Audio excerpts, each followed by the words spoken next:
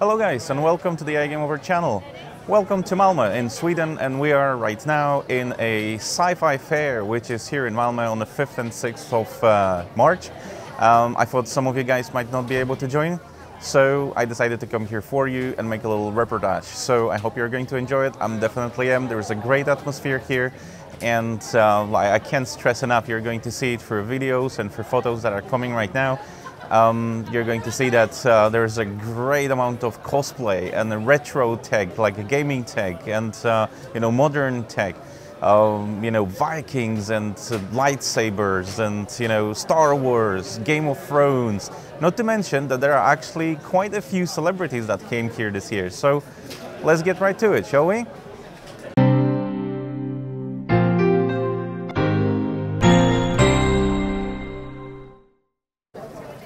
So right behind me, you can see there are some board games. So it's not just computer games. It's not just books and DVDs and other stuff. There's quite a lot of it. But there's actually really nice to see that there are some board games as well. So not everyone is sitting on a computer. Some people actually like to go out and socialize, and that's how you get to know more people. And it's pretty awesome. I really like it. It's really great to see. So basically, you get to see cosplay, and I mean cosplay everywhere. There are some places with Vikings, there are some places with Star Wars. I just saw Jawa, right? I've seen Gandalf and other stuff like that, so it's actually great. Now we came to a place where people actually show off their books, show off their drawings, show their particular set of skills, if you know what I mean. And yeah, it's amazing. Let's just go around and see what it is, see what's in store, okay?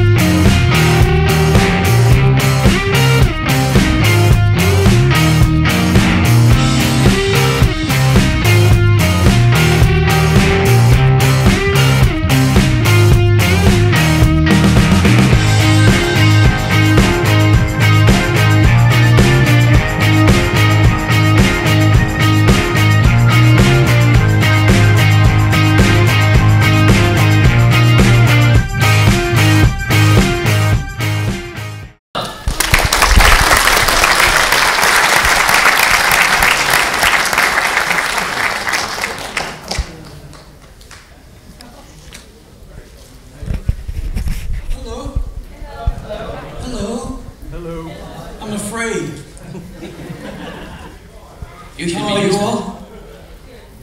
Enjoying yourselves? Yes. Okay, I'm not.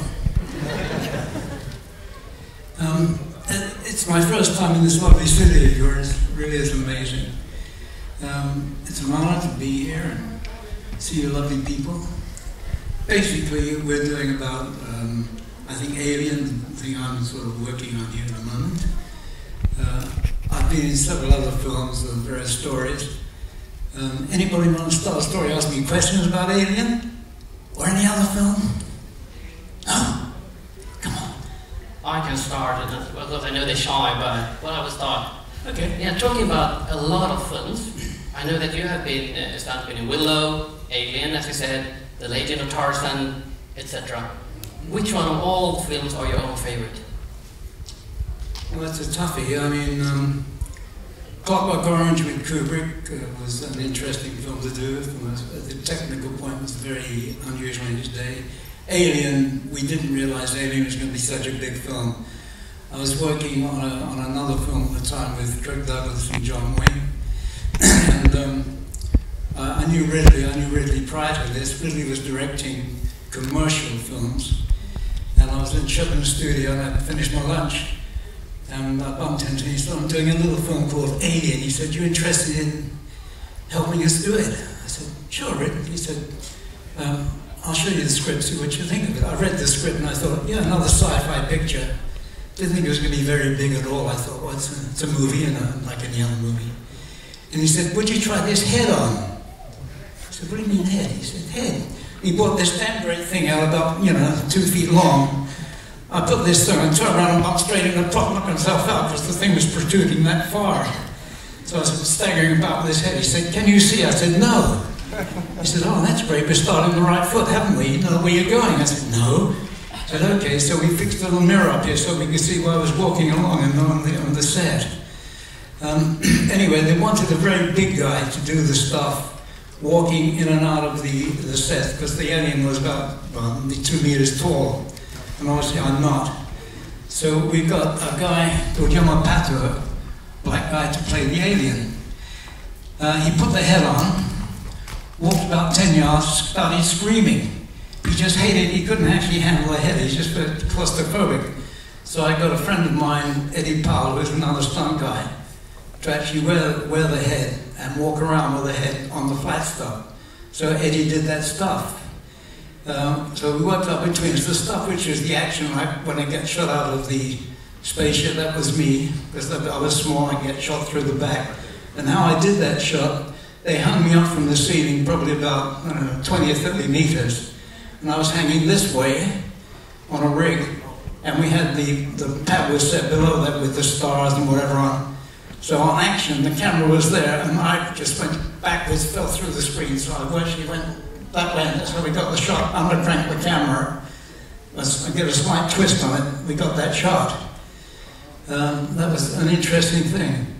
And Ridley always said, he said, the best shot of the film. I said, thank you very much, I still got a headache, because the thing at the back, my lunch wasn't very good that day. But life in film was, I mean, I've been 50 years in stunts. I was in theatre before that, I did musicals like West Side Story. I choreographed a show called Starlight Express, which is all skating with Arlene Phillips. I find that part of life is very interesting. Anything in entertainment is an interesting world. I think it's an ambition that a lot of people have. Today there's a lot of people I meet that want to do the business, and it's a very hard business to get into, but once you get into it, it's fabulous. Sorry. Yeah, no problem. Because you're talking about the time in stunt business and show business, I know that you have been doubled for Frank Sinatra when doing a parachute stunt. Can you please tell us a bit about that? Sure. Anybody like Frank Sinatra here? Yes. Wow. Yeah, I was doing a film called Cast a Giant Shadow in Israel, doubling for Kirk Douglas, who at that time, they were both in the mid-60s, they were the biggest names in the business. And we were in the Negev Desert. I had to do a shot where I was driving a Jeep, gets flooded by a bomb, flip the Jeep, and I get blown out of the Jeep. I did the shot. Merrill Shavelson, the director, came along and said, great stunt, I love this. He said, no, you're about Frank Sinatra's size, aren't you? I said, yeah. I didn't know Frank was on the film, but he had a small cameo part where he was an Israeli pilot in an aircraft, and he's flying the plane, and he's got a little Oster, which is a very small aircraft, and the Arabs have Spitfires, which were very fast in their day, and they come across and they shoot him down. And they did a close shot of Frank in the studio in a cockpit of a plane, and jokingly he's firing a little pistol. Of course, he can't do anything with it. And then he gets a soda fountain, which is a gag for Frank Sinatra drinking, squirts that, and jumps out of the plane. Well, they got the shot of him doing that at the beginning, and Merrill Shavelson, director, said, look, Roy, said, we got the plane here. He said, you do parachute, as yeah. He said, well, we're going to get a helicopter, fly level with the plane, and would you do the jump with the parachute? I said, sure, okay. So we took the shot, got the shot, I land in the desert. I land about, say, half a mile away from the unit. It's really very hot, African sunshine, Israeli sunshine. I'm getting my chute, bringing the shroud in the chute, and I see a figure coming out of the heat haze. I thought, wow, the prop guy's going to give me a hand, that's terrific. I turned around, it was Frank Sinatra. He said, love the jump, kid, great jump. He said, Really nice. He said, what are you doing tonight? I said, well, where are you staying, Frank? He said, in Beersheba in the hotel. I said, I think I'm there too. He said, okay. So forgot all about it. That evening, there's a lovely club there, and it was like times of disco. Everybody, do you know the old disco bit? Wow. And so the guys are there, and I have done musical comedy. And I did a version of Singing in the Night as a little gag for the guys and the girls. And so I'm standing there, and of course, come on, Roy's going to sing. So I'm on the stage now, aren't I? Strangers in the night, exchanging glances, wandering in the night.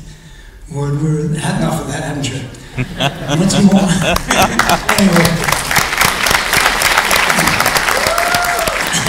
Anyway, I'm halfway through the song. It's quite quiet. There's a crowd of Israelis making a bit of a bubble in the corner. And suddenly it's gone dead quiet. I thought, geez, I must be good. Frank Sinatra's come right up behind me and said, I'll do it with you, kid. And he sang it with me. And that was quite amazing, you know. There are, I mean, stunt work is not always serious. There are serious sides, but anybody know the Pink Panther? Yes. Peter Sellers, the Rose and Panther, yeah? Yes. I did that show. I did a double for Burt Kwok, who's the Chinaman, and Peter Sellers. And there's one shot where Peter is playing the Hunchback of Notre Dame. He's got a hump, he's got the nose, and Burt Kwok, the Chinese guy he's serving, they're always doing this fight business, you know, karate business. And the set is in Paris, and Peter Sellers is sitting there. The phone rings, he ignores it, and he picks the phone up. He's answering the phone with a long line. Burt Kwok is standing by. The doorbell rings, and to get the hump, Burt Kwok is pumping up the pump with a balloon, so the pump is getting bigger and bigger. And Peter is, hello, what are you doing? On the telephone. The hump is still getting bigger. And then the doorbell rings, so Burt Kwok looks around in the film, and he puts the pump down and sticks it on an old gas pump. And so the pump is still getting bigger. Peter, meantime, is on the phone, not paying attention to what he's doing. And in the film, he floats out of the window. He is now floating by the Notre Dame above the River Seine with the hump. He's still got the telephones there. I think that, and suddenly a bird goes past. What am I doing up here? and the gag is that the bird comes along, goes pop, pops the hump, and he drops into the Seine. Well, I had to do the jump. They built a diving board on the side of the Notre Dame, and I had to jump about 30 meters to get the effect of as with the hump and the nose in the water. I land in the water, and it was a lovely spring morning, well, evening rather, and there's all the lovely lovers in Paris walking up by the South Bank with the, you know, whatever happens in Paris. And yours truly is when they see this body land in the middle of the water with a hump and they're trying to swim, and I can't swim because of the hump. But I'm now going along the river, it's dragging me along. And I'm looking, trying to get, and they've got a boat to pick me up. So I'm waving, the boat's waving, nothing. The boat won't start. I'm now drifting along, I go underneath the Pont Neuf, go around the bend, stagger up, and I managed to get to the side of the bank. I'm now staggering up the bank, nose, hump, and there's a lovely cafe with bobby people eating their lovely afternoon tea and their croissants and their coffee. This hump comes along. So I sit down on an iron chair. And the waiter comes along and says, "Voulez-vous quelque chose, monsieur? Would you like something, sir?" I said, "Yeah, I'll have a coffee, please." So they give me a coffee. I'm now sitting with my coffee and my croissant. And a tramp comes past, a real tramp. He looks at me and goes, "Oh, dis donc, sir," and sits next to me. So I've now got me, the hump, and the tramp. So the waiter came on, he looks at the tramp, looks at me, I said, "Oh, don't cafe, give him a coffee." So the guy's got a coffee. People are now beginning to laugh because it's obviously something strange going on. And I'm talking to this guy, you know, he's got no money, no, so don't eat argent, give him the money. So suddenly I've got my coffee, the nose, my rubber nose drops into his coffee. And he picks the nose up and starts to eat the nose. And he said, "Oh, the food's terrible here," and throws my nose away. By now, people like you are on the floor laughing, you know. I thought, when I saw then my pal comes along with a boat, who was dressed as a Chinaman. So he comes out and goes, ah! So we then threw me in the boat and we drove off. That was the end of the story. There you go, that's the story.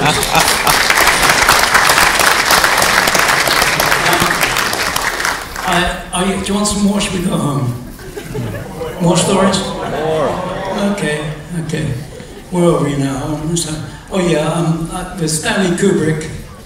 I was working in Malta on a film called Zeppelin, and the AD, the assistant director, said, we've got a thing called Clockwork Orange. Stanley Kubrick he said he's heard about you, wants to come back and direct the action on the thing.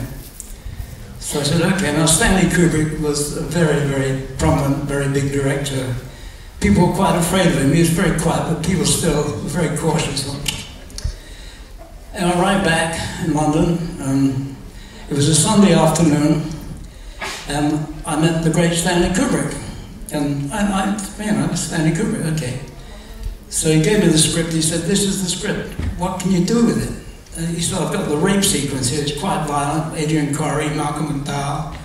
I'd never met before. I knew Adrian from theatre, but I never met Malcolm. And we were talking, and I looked at it, I said, well, I think rape or violence can always be accentuated by music. So why don't we do something? He said, what do you mean? I said, well, let's do it to Singing in the Rain. He said, what? I said, yeah. I said, okay, so we did the fight to Singing in the Rain. And again, tying somebody up, which they wanted in the script, was actually tying Adrian Corey up. It's very difficult to do with a rope. You get a rope, it's difficult. You tie it around you, you've got to make lassos, you've got to make... I said, let's do it with sellotape. He said, what?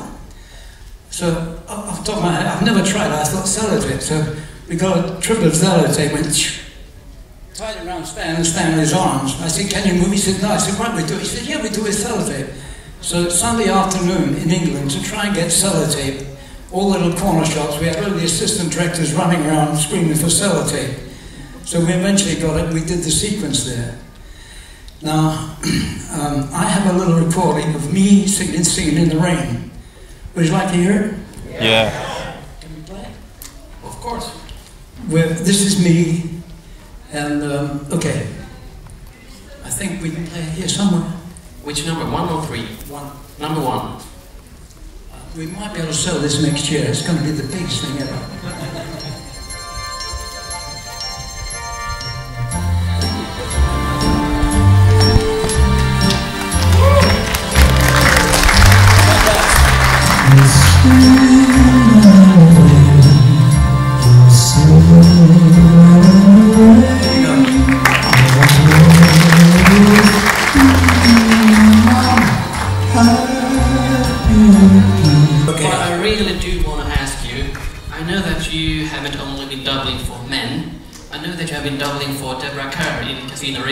The 1967 version. Yeah. Can you please tell us how it was to be climbing outside a castle in a night dress? Funny. Yeah, I was doing a thing on film, the early Casino Royale, which was not it was the early James Bond with David Niven, about 1967. And I'm rather small for a stunt guy. I'm probably one of the smaller guys. And they asked me if I'd double for Deborah Carr. Everybody remember Deborah Carr? She was a very, very beautiful actress of the 50s, 40s. Her most famous film was with Burt Lancaster, From Here to Eternity. And they said they want her to climb down a drain pipe in a castle in Ireland. So I said, okay. I didn't realize that she was having to wear a night dress and a pair of Wellington boots. So I arrived on the set, normal tracksuit. So the wardrobe lady said, oh, we got your costume right. I said, oh, great. I thought, I thought it was going to be something like a tank top or something. Night dress, pair of Wellington boots, like to climb a drain pipe. So Ireland people love their Guinness, they love to drink. Anyway, the castle in a place called Dunleary. So the shot was early sort of evening, and I had to come down this drain pipe about 20 or 30 feet, then jump into a sort of haystack thing. My guys were at the bottom, the stunt guys, my pals were around there. So I came out the window, this night dress got caught in the tag. So I've now got a pair of little bloomers on a nail, hanging up like this, with a pair of Wellington boots, and the camera's looking up. I thought, oh yeah, this is going to be great, you know. So I'm on one hand now trying to undo the tag. I pull it and I rip the dress. So, oh hell. So I've got a pad so I can fall, so I fell, came on the pad. And the guys had been drinking a little bit, and there was a bar quite nearby. So I'm quite small, about 6 of these guys, about 18 foot, grab hold of me and take me into the bar. And a little night split night dress, got a wig, I look very pretty. There's a big Irish navvy there, big guy went, geez, he says, the prettiest girl I've seen this week. Like, what do you drink? I said, what? He's sitting on the bar next to me, half drunk. So he gives me a time, I'm now supping, I'm pretending to drink, well, I'll just put it down. So he's now putting his hand on my knee. So I'm going, get off. He said, oh, I like your leg. I said, I don't like your hand on my leg. He said, I like your leg. I said, get out of the way. So I picked him up and carried him out the bar. That was the story. Anyway, I think we're running out of time now. Yeah, unfortunately, we have to end now, I would say. Well, thank you very much for being a great audience. It really was good. Thank you. Ladies and gentlemen, a big applause for Roy Scammell. Thank you very much.